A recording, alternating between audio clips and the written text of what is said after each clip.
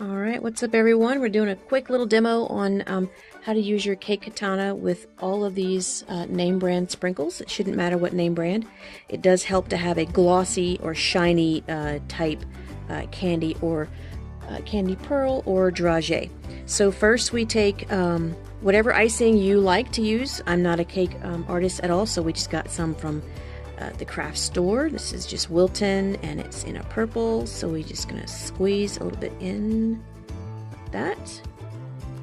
Put the cap back on, just like we do for glue. When we're gluing the crystals, we're gonna use the icing for the glue. And I like to wipe that off because that can be kind of messy on your fingers. I like to keep everything nice and clean.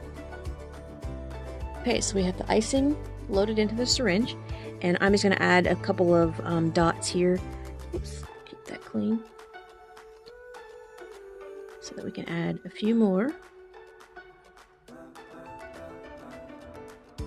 Just a little longer too. Pull back on your syringe. This obviously has a bubble in it, but place that over here. And with your cake katana, it is synthetic wax on this end. It is our formula. This whole black end is your pickup, so if this wears down, you can pull some off the edge, put it on the front, and then reshape it, remold it with a clean, smooth surface. You can reshape that into a point. And with your icing acting as your glue, you can use whatever icing you want, piping gel, the water method with fondant, anything like that. And using on this tray is a few pieces of every one of these sprinkles here.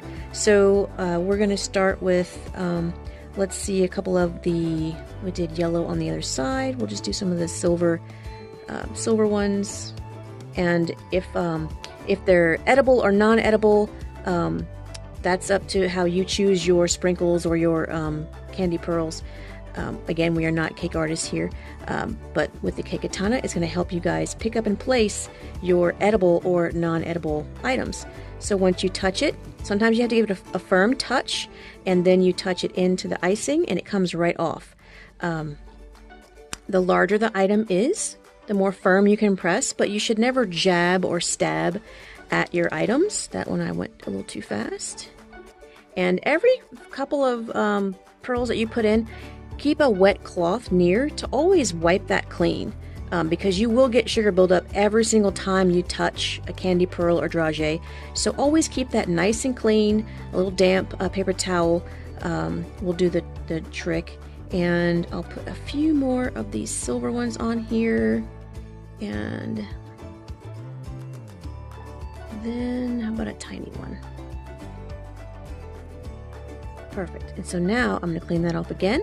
Now I'm going to grab a few of these little yellow guys and give it a little bit of color. Oops, I didn't even hit the icing there. There we go. One here. Let's put two there. Perfect. Okay, so I'm going to go ahead and clean again. And you always want to keep that tip clean. You may not see the sugar buildup, but it just might be there. A lot of these metallic coatings can come off quite easily. So always keep the wet cloth near to wipe that clean. This tool also picks up these really fine, these are actually little heart shapes. They're almost like a film, or I'm not sure what the word is to describe them, but they're very, very thin and fragile. But this cake katana picks them up quite nice. And again, if you just touch, let's see, I want to put some more icing, or we'll grab the little side here. Nope, didn't work.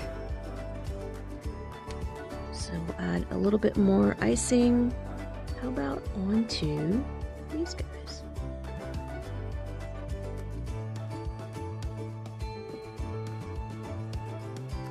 And then we'll try a little heart-shaped pieces.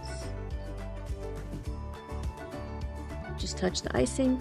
It's going to come right off.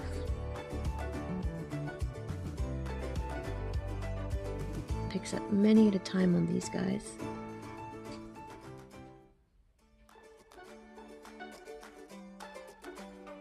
Flipping them is kind of better. They kind of have a curve to them. I wanted to stack them. And then use your other end to move things around, push them together or into your icing a little bit nicer. That's what this other end is for. And it's great for lots of embellishments. I'm gonna flip that guy over. And using this tray that's in our cake-katana-kit helps hold all of these really tiny items that are kind of squirrely. There we go. So we got some hearts on top of these guys. I guess we need a few more to finish out this piece. And easy peasy.